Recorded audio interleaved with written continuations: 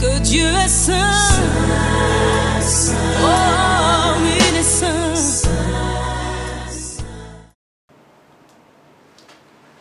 Shalom à vous et bienvenue à Bible ouverte.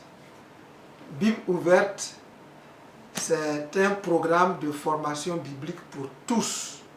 Pas forcément pour les pasteurs, mais pour tous ceux qui veulent maîtriser la Bible, partager facilement la Bible et la parole de Dieu autour d'eux. Dans nos premières études, nous avons parlé de la parole de Dieu, d'abord le concept de la parole de Dieu, et ensuite comment la Bible a commencé à devenir la Bible. Comment elle est passée de la parole parlée de Dieu à la parole écrite de Dieu. Et nous avons vu comment les livres de l'Ancien Testament, les 39 livres de l'Ancien Testament ont été reconnus comme devant faire partie de la Bible. Je crois que vous pouvez vous inscrire ou commander le CD de cet enseignement-là et vous l'aurez. Mais aujourd'hui, nous voulons parler du canon du Nouveau Testament. Après que l'Ancien Testament a été constitué, comment le Nouveau Testament a été constitué? C'est la question à laquelle nous allons répondre. Si je vous demandais combien de livres y a-t-il dans le Nouveau Testament, quelle serait votre réponse? La réponse juste devrait être 27. Vous pouvez compter de Matthieu, Marc, Luc, Jean, Actes jusqu'à l'Apocalypse, vous trouverez 27 livres. Et comment ces 27 livres-là ont été reconnus comme étant la parole de Dieu, alors que ce sont des hommes qui ont écrit ça, qui les ont écrits. Matthieu a été écrit par Matthieu, Marc a été écrit par Marc, Luc a été écrit par Luc, Jean a été écrit par Jean, ainsi de suite jusqu'à la fin. Et maintenant, comment dit-on que des livres écrits par des gens longtemps après la mort de Jésus sont la parole de Dieu? C'est de ça qu'on va parler aujourd'hui. D'abord, sachez que Jésus, avant de partir, a dit à ses disciples: je m'en vais, mais quand je vais m'en aller, le Saint-Esprit va venir et il va vous conduire dans le reste du travail. Il va vous conduire dans toute la vérité.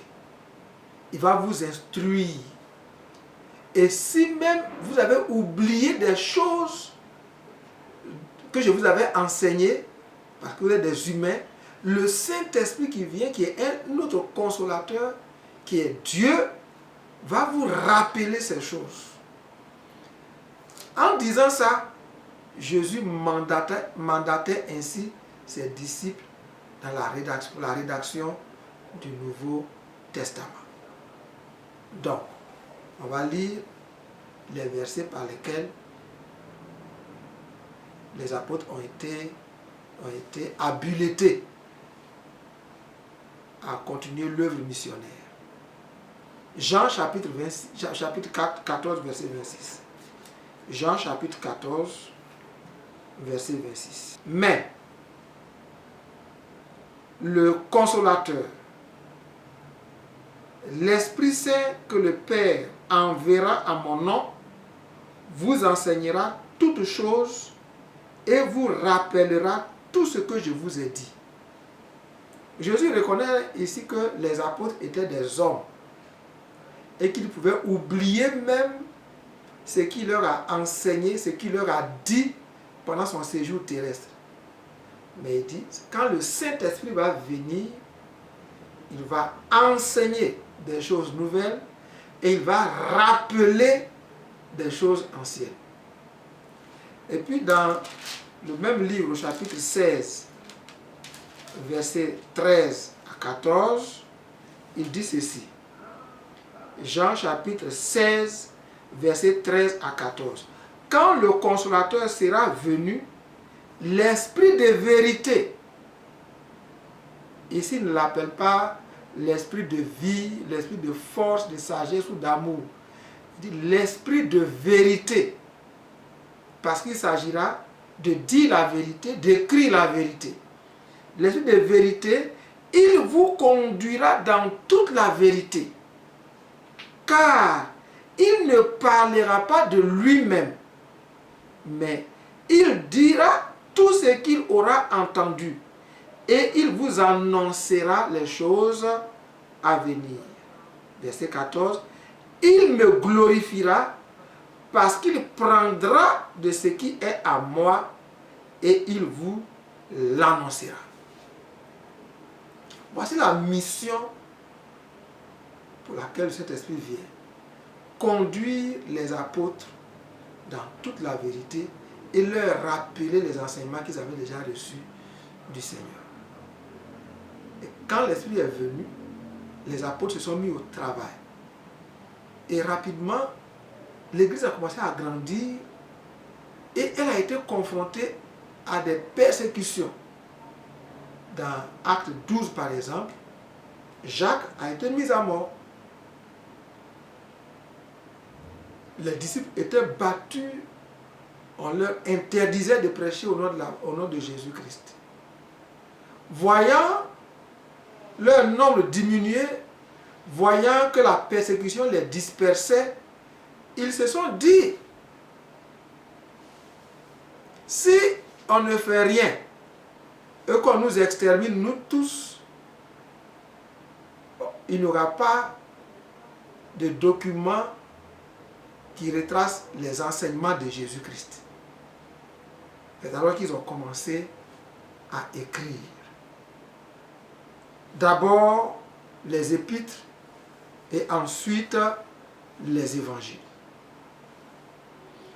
Donc, habilités, mandatés à écrire sous l'assistance du Saint-Esprit, ils ont rédigé les Écritures. Ils ont rédigé la parole de Dieu. Par exemple, Paul n'était pas au début apôtre de Jésus-Christ. C'est plus tard qu'il est devenu apôtre. Mais regardez ce qu'il dit, qui confirme qu'ils étaient mandatés par le Saint-Esprit pour écrire. 1 Corinthiens chapitre 14. 1 Corinthiens chapitre 14, verset 37. Et je dis, si quelqu'un croit être prophète ou spirituel, qu'il reconnaisse que ce que je vous écris est un commandement du Seigneur. Si quelqu'un croit qu'il est prophète ou qu'il est spirituel ou inspiré, qu'il reconnaisse que ce que je vous écris est un commandement du Seigneur. L'apôtre Paul dit, c'est vrai que j'écris, mais tout ce que j'écris ce que le Seigneur me commande d'écrire. Ça montre qu'ils étaient vraiment conduits par le Saint-Esprit. Et Pierre, il écrit ceci dans 2 Pierre chapitre 3.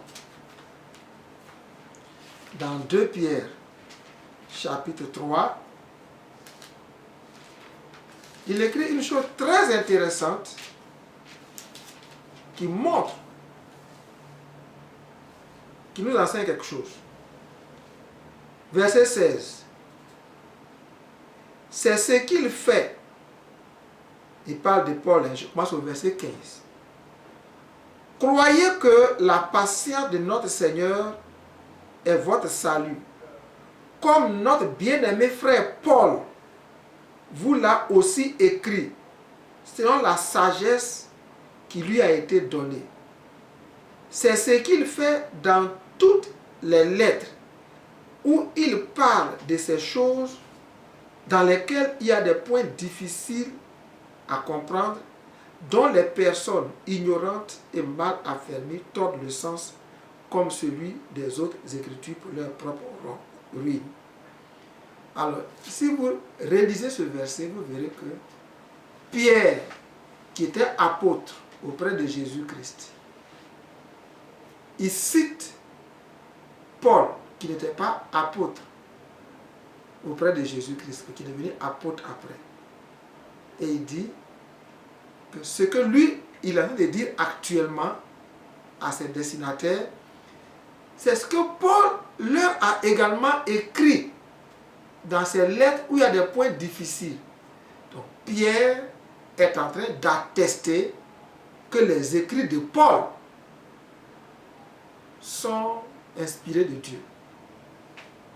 Sinon, il aurait pu dire, ne prenez pas au sérieux ce que Paul vous écrit parce que nous, on ne le reconnaît pas comme homme de Dieu. Mais lui, qui était là à la pêche miraculeuse, lui qui était là avec Jésus-Christ, il reconnaît que ce que Paul dit vient de Dieu. Paul n'était pas là le jour de la Sainte Seine, de l'institution de la Sainte Seine. Mais dans 1 Corinthiens, chapitre 11, verset 23, il dit ceci. Bible ouverte. Car j'ai reçu du Seigneur ce que je vous ai enseigné. C'est que le Seigneur, Jésus, dans la nuit où il fut livré, il n'était pas là. Mais il dit, j'ai reçu ça du Seigneur. N'est-ce pas merveilleux? Et donc, Paul lui seul a reçu du Seigneur ce qu'il a enseigné et il a écrit 13 épîtres. Et puis les autres apôtres ont écrit Matthieu, Jean, Jacques, 1 Pierre, 2 Pierre, 1 Jean, 2 Jean, 3 Jean, Apocalypse. Donc, nous avons tous ces écrits des apôtres qui constituent les apôtres, 22 lettres, 22 livres, j'allais dire, reconnus, utilisés par l'Église. Et les uns, les auteurs, je veux dire les apôtres, les uns ont attesté les autres. Et plusieurs ont cité l'Ancien Testament. On aura une étude spéciale sur les citations de l'Ancien Testament dans le Nouveau Testament qui confirment à la fois l'Ancien Testament et le Nouveau Testament. Maintenant, il y a 5 livres qui n'ont pas été cités. Marc n'a pas été cité, Luc n'a pas été écrit par un apôtre, Actes n'a pas été écrit par un apôtre, Jude n'a pas été écrit par un apôtre, et puis Hébreu n'a pas été écrit par un apôtre. Il y a 5 livres. 22 livres écrits par les apôtres, et puis 5 livres qui n'ont pas été écrits par les apôtres. Maintenant, pourquoi ces livres qui n'ont pas été écrits par les apôtres sont reconnus comme la parole de Dieu? Simplement parce que ces auteurs ont été encadrés par les apôtres. Lorsqu'ils virent l'assurance de Pierre et de Jean, ils furent étonnés, sachant que c'étaient des hommes du peuple sans instruction, et ils les reconnurent pour avoir été avec Jésus. Pierre et Jean étaient des gens sans instruction. Mais comment ont-ils écrit 1 Pierre, 2 Pierre, 1 Jean, 2 Jean, 3 Jean? Ces hommes étaient des apôtres et ils ne sont pas allés à l'école. Mais ils ont reçu la parole de Dieu, de Jésus, l'enseignement de Jésus de manière orale. Et ils l'ont gardé. Et quand le Saint-Esprit leur a mis à cœur d'écrire, Pierre s'est associé les services de Marc. Donc c'est Marc qui a aidé Pierre à écrire 1 Pierre et 2 Pierre. Et Pierre a instruit Marc pour que Marc écrive l'évangile de Marc. Donc, Pierre dit, c'est ce qu'il a reçu qu'il donne. Et il a dit que ce n'est pas par une pensée humaine, mais c'est poussé par le Saint-Esprit que les gens ont écrit la part de Dieu. Voilà. Et donc, on a Marc qui a écrit, et Luc. Luc est un médecin. Il n'était pas apôtre, mais il était avec Paul. Il faisait partie de l'équipe missionnaire de Paul. Il dit ceci. Évangile de Luc chapitre 1. Verset 1. Plusieurs ayant entrepris de composer un récit des événements qui se sont accomplis parmi nous, suivant ce que nous ont transmis ceux qui ont été des témoins oculaires dès le commencement et sont devenus des ministres de la parole, il m'a aussi semblé bon, après avoir fait des recherches exactes sur toutes ces choses depuis leur origine, de te les exposer par écrit d'une manière suivie, excellent Théophile, afin que tu reconnaisses la certitude des enseignements que tu as reçus. Alors, Luc dit qu'il a reçu ce qu'il a écrit là de ceux qui ont été témoins oculaires. Lui, il est médecin, il a reçu ça de ceux qui ont été témoins oculaires et il a fait des recherches et il a écrit. Or, il faisait aussi partie de l'équipe missionnaire de l'apôtre Paul. Donc, Paul l'a encadré dans la rédaction de l'évangile de Luc et du livre des Actes. Quant à l'épître aux Hébreux, il y a eu un grand débat. Plusieurs ont pensé qu'il a été écrit par Paul, mais l'épître même ne mentionne pas ça. Donc, plusieurs pensent que c'est Paul, c'est pourquoi ça a été reconnu comme un livre authentique venant de Dieu. Mais plusieurs pensent que ce n'est pas Paul, mais l'auteur a une parfaite maîtrise de l'Ancien Testament et ce qu'il écrit est exactement ce qui est de l'Ancien Testament et ça ne peut être que la parole de Dieu. Quant à Jude, quand vous lisez son livre, il commence par se présenter comme étant celui qui a été encadré par le frère du Seigneur. Quand le frère du Seigneur a écrit quelque chose, ça peut quand même être pris au sérieux. Mais voici ce qu'il dit. Il dit, Jude, serviteur de Jésus-Christ et frère de Jacques, à ceux qui ont été appelés et qui sont aimés de Dieu. Il écrit des choses qui rappellent vraiment la parole de Dieu.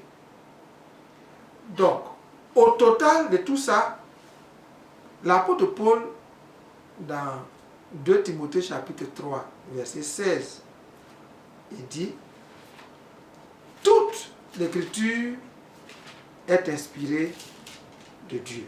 Je lis. Toute écriture est inspirée de Dieu et utile pour enseigner, pour convaincre, pour corriger, pour instruire dans la justice, afin que l'homme de Dieu soit accompli et propre à toute bonne œuvre. Pourquoi je termine avec ce verset? Si on vous demande comment ces livres-là ont-ils été reconnus comme étant la parole de Dieu? D'abord, tous ceux qui ont écrit étant poussés par le Saint-Esprit. Ensuite, pour qu'un livre soit canonique, soit reconnu comme étant la parole de Dieu, il faut qu'il ait une origine divine. Et ici, Paul dit que toute écriture est inspirée de Dieu. Nous qui avons écrit, nous avons écrit étant inspirés de Dieu. Ensuite, est-ce que ce livre, ce qu'il contient, change la vie des hommes? Et là encore, il dit, afin que tout homme, l'homme de Dieu, soit accompli et propre à toute bonne œuvre. Donc, ce sont des livres dynamiques, des livres qui changent la vie. Et l'apôtre Pierre lui-même dit que c'est poussé par l'esprit que les prophètes et les apôtres ont parlé de la part de Dieu. Donc, quand 22 apôtres, quand les apôtres écrivent 22 livres, et que les mêmes apôtres encadrent 5 personnes qui ne sont pas apôtres à écrire des livres, et que tous sont poussés par le Saint-Esprit, il ne reste qu'à être convaincu que ces livres sont d'origine divine et inspirés par Dieu, comme Paul le dit, si quelqu'un croit être prophète, qu'il sache que ce que j'écris, je l'écris comme un commandement du Seigneur. Donc on a l'Ancien Testament, 39 livres qui sont canonisés, et puis qui font partie du canon, et puis 27 livres qui font partie du canon du Nouveau Testament. La prochaine fois, je vous parlerai des apocryphes. Ce sont des livres qu'on trouve dans certaines Bibles, les Bibles dites catholiques, mais qui ne font pas partie de la Bible ouverte, la Bible que nous utilisons dans les églises évangéliques. Je vous dirai pourquoi ces livres ne sont pas la parole de Dieu. Que Dieu vous bénisse.